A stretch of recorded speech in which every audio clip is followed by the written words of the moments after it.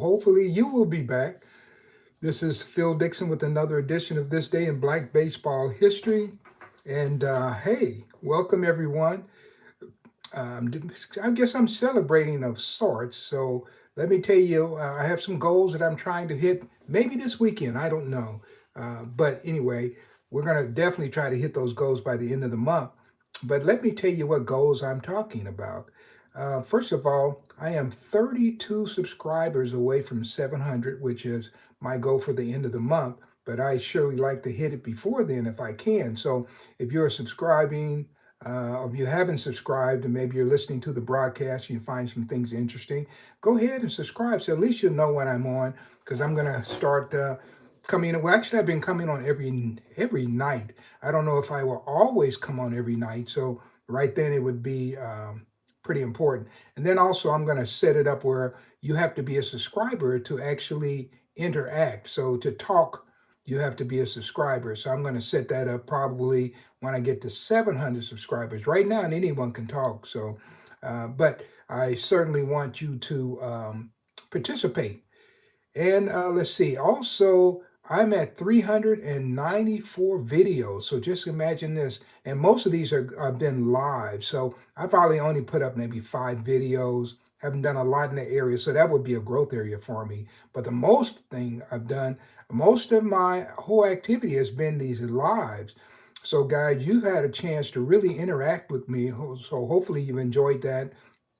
And so we will keep that going for a while. Also, if you like these broadcasts, don't forget to subscribe, but also be happy to share and let other people who are baseball fans know that I'm out here. Okay. So I've kind of wasted a lot of time doing that, which I have to do all the time just to remind people that, hey, this is how we keep it going, right? So I'm going to jump right immediately into some baseball facts. So today is my March 13th, 2026 edition of This Day in Black Baseball History. Now, if you've followed me before, you know, not only do I talk about something that happened this day, but it gives me an opportunity to expand on that knowledge. And once again, I'm going into my 46th year. I'm actually in the 46th year. We're 3 months into the 46th year since I have started talking about this baseball topic in the Negro Leagues.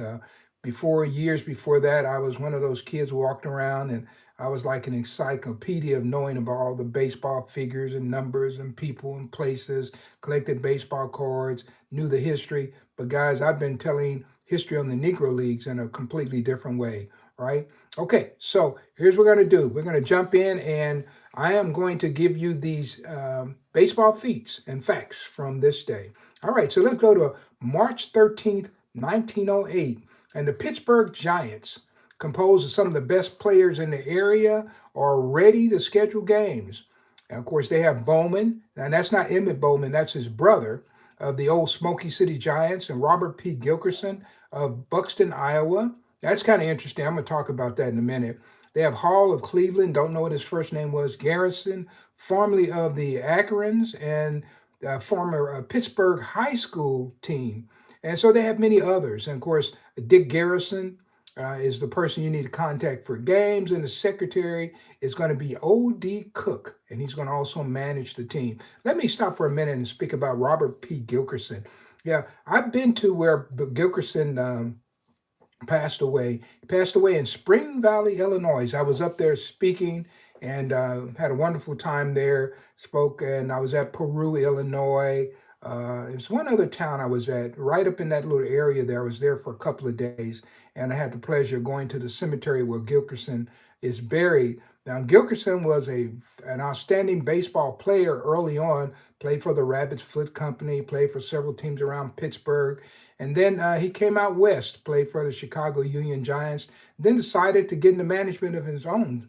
And of course, he had a very famous team called the Gilkerson Union Giants. Robert P. Gilkerson, they operate out of Spring Valley, Illinois. He had the baseball team. He had a basketball team. Matter of fact, Saul Butler, the guy who went to the Olympics. Saul Butler was a sensational athlete. played quarterback in the NFL in the 1920s. If you haven't, go look that up. Don't take my word for anything. Go look it up. Saul Butler played for him. Saul Butler is buried in Wichita, Kansas now. So anyway, long story short, um, his wife ran a restaurant there, and depression came, and things got really rough. His wife passed away. They lost the business, and then he ended up not being able to operate the baseball team, and the basketball team, went away. So he ended up committing suicide, and that was Robert P. Gilkerson, right? And so a lot of people don't know about him, but I am happy to give you information about Robert P. Gilkerson. Okay, so he is the first person I want to talk about tonight, and he was with the Pittsburgh Giants in 1908. Okay, let's go to this one. March 13th, 1913. I'm not sure what kind of emblem this guy has put up here. I'm not sure what this is, so I'm going to just remove it. I'm not never seen anything like that. Okay, so March 13th, 1913, Foster Chicago American Giants put a whipping on the Pacific Coast League team, the Portland Beavers, and won an 8-7 game. And this was a game. Where were they played that game? Uh, uh, Valencia, California. And on that day, Jess Barber. And I don't talk about Jess Barber very often, and you don't hear his name enough. He was quite the player too. He was unstoppable in that game. He went 4 for 5, scored 3 runs, and he kept Ivan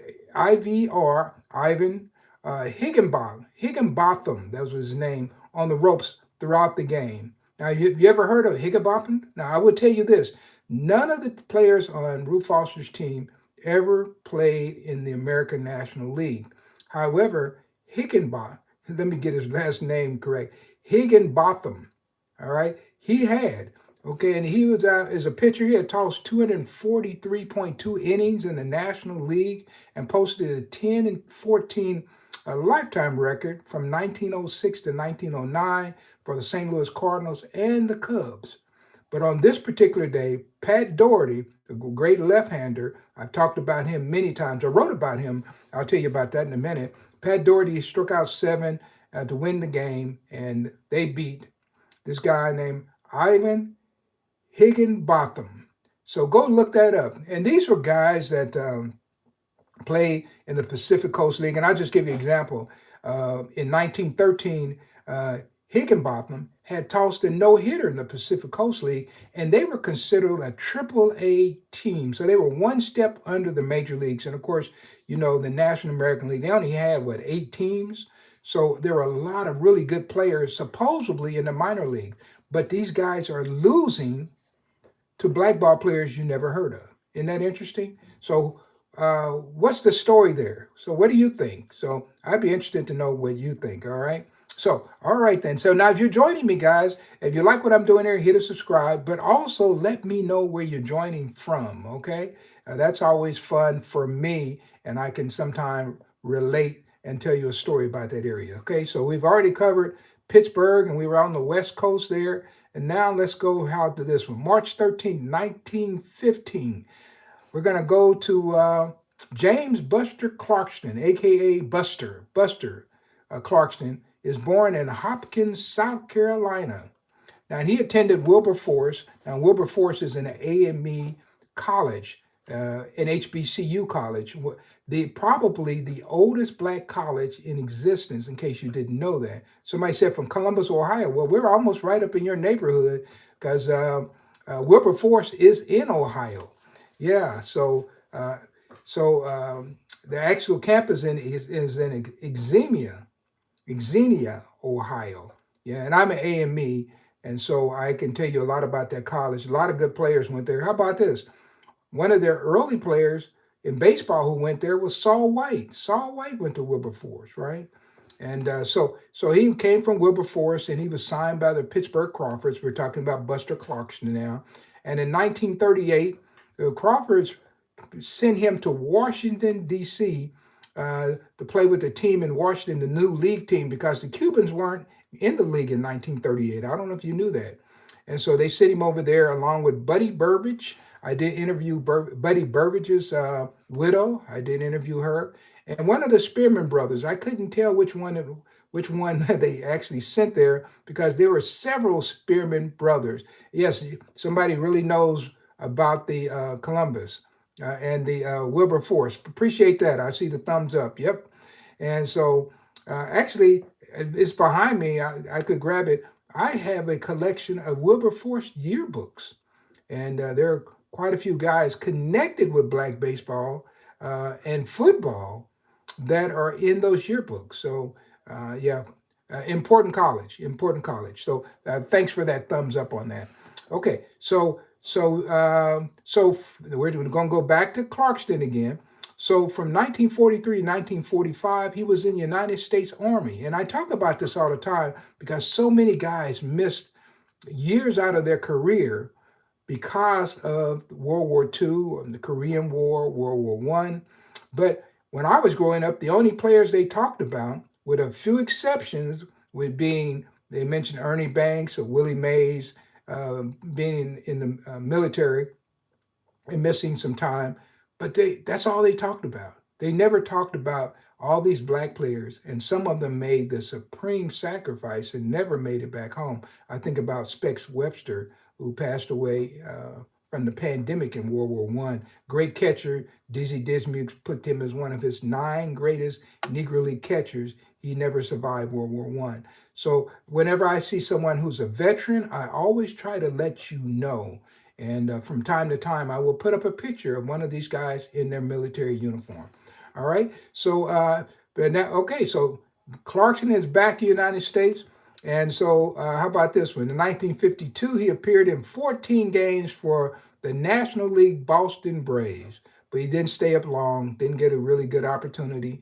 So they sent him back down. And in 1954, he led the Texas League with 42 home runs while maintaining a 324 batting average.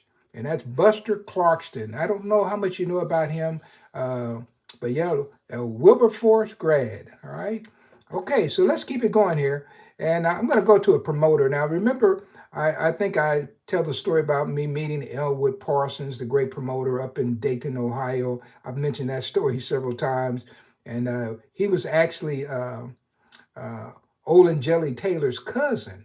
And he told me that when I met him years ago when I was going through Dayton, Ohio.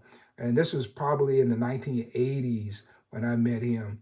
And so anyway, I always look for people who were promoters and regional promoters, but here's one I have. March 13, 1940, Gus Edwards, the well-known promoter of colored baseball and other entertainment in McAllister, Oklahoma, is opening up a picture show or a movie theater for colored citizens. Evidently, they didn't have one, and they couldn't go to the white one unless they put you up way up in the balcony there, and that's where you had to sit, right? So anyway, long story short, he's going to open up one, and the movie house will be situated on 214 North 9th Street, and is owned and operated by Edwards, and it will be called the Edwards Theater, and is said to be well equipped and will be handled by an experienced operator. Okay, it will open up at 1:30 o'clock on Saturday afternoons with a double feature, and movies will run daily. All right, and that's it. Gus Edwards, well-known baseball promoter, right? So he's opening up a movie theater. And, you know, growing up in the African-American community, guys, which I did, the businessmen in my community, they didn't wait for someone else to open up the door so they could integrate it. They started their own. And so when I was growing up, I used to go to the Princess Theater, which was on 5th Street in Kansas City, Kansas. And I don't know if any of you have ever gone to a black-owned theater. And I grew up with a black-owned theater, the Princess Theater on 5th Street. And so I'm thinking about Edwards here. I'm going to go do a little research. I'm wondering, what was his first movie? What was he showing? And but there's a great history of black theater, black movie houses that is never talked about. And if you grew up in the African-American community like I did, this is our normal life. And this was the normal life I had till about ninth or 10th grade when things started getting integrated in my town. But prior to that, guys, I didn't have a white teacher. I think the first white teacher I had, I was in the 8th grade. Had no white students in my class, even though we're 60 miles away from the Brown versus Board of Education, and I was living in Kansas City, Kansas. Of course, that happened in Topeka, but I'm still in an exclusively all black community. And guys, part of the reason why I take so much pride in the Negro Leagues is because of all the things that they achieved that need to be known.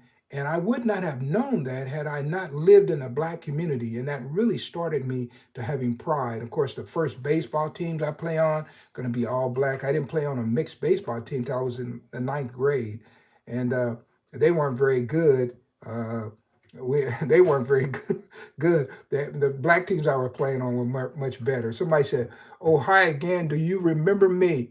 I'm not for sure, but I'll try to lock you in there. Kimberly Scott, 1674. Okay, I'm going to try to remember that, Kimberly. Okay, where are you joining me from? That's always interesting. Somebody mentioned Warren Spahn's team. I'm not sure about what they're asking on there. Warren Spahn, yeah, great picture Warren Spahn was. All right, then. So let's go to just a couple of more, and then I'm going to be out of here. And I do appreciate you joining, guys. If you like what I'm doing, go ahead and subscribe. I am trying to get those last subscribers. We're within 30 something, and trying to get to 700, guys. So this is going to be an active weekend. So I may come on several times because it seems like I'm always picking up subscribers when I come on. All right. So let's go to March 13th, 1949. Reese Goose Tatum has returned his 1949 contract to the Indianapolis Clowns. Of course, Sid Pollock is the owner, and Tatum rates second, only to the fabulous Satchel Paige is a drawing card in colored baseball, Negro League baseball, whatever you want to call it. And so they love to have this guy signed because he brings fans to the park. And at one time, Goose was good enough that the Phillies and the Boston Braves showed an interest in him. Okay, now most recently though, in 1948, he had become a bad boy in the Negro Leagues because he had some unexplained periodic absences, right?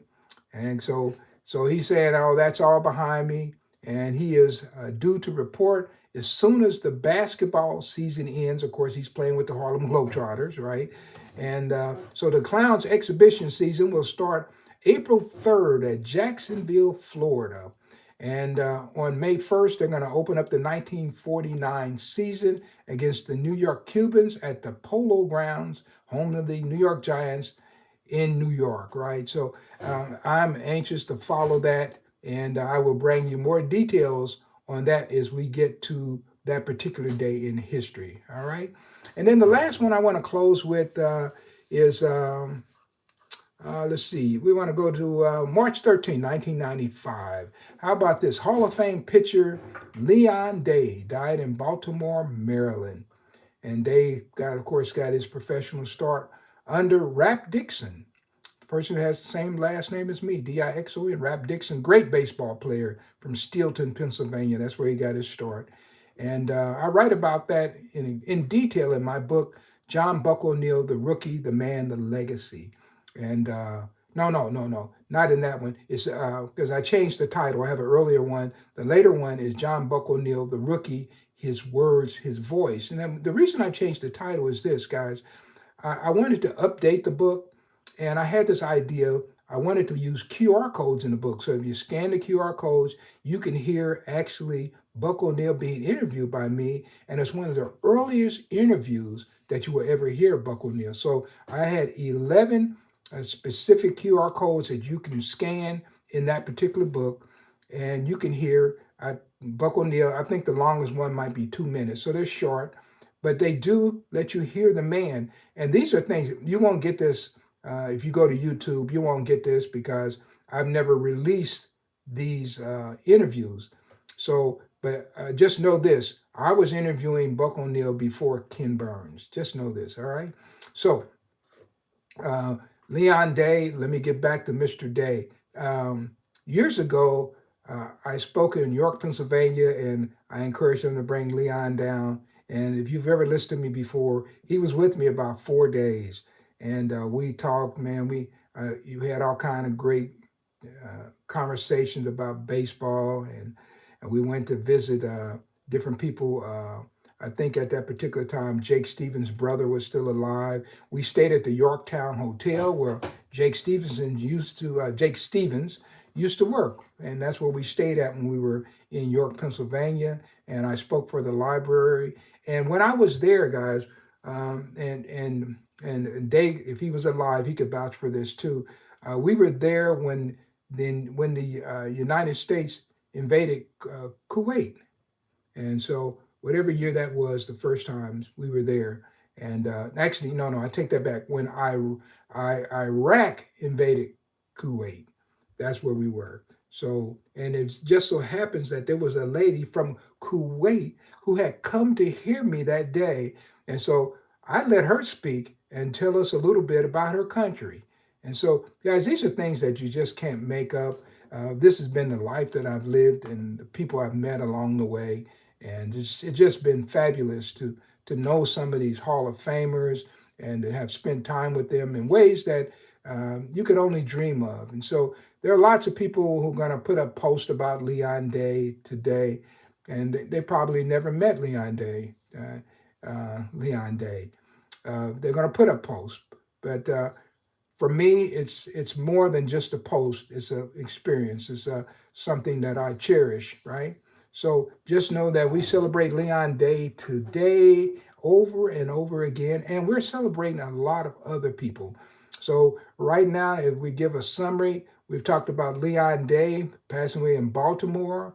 We're talking about Reese Goose Tatum signing his contract, and he's going to be down in Jacksonville, Florida, coming up real soon. We talked about Gus Edwards over in McAllister, Oklahoma. Then we talked about Buster Clarkston up in Hopkins, South Carolina, where he was born. And of course, we talked about Wilberforce College up in Ohio. Then we talked about Foster Chicago American Giants whipping the Portland Beavers of the Pacific Coast League out in Visalia, California.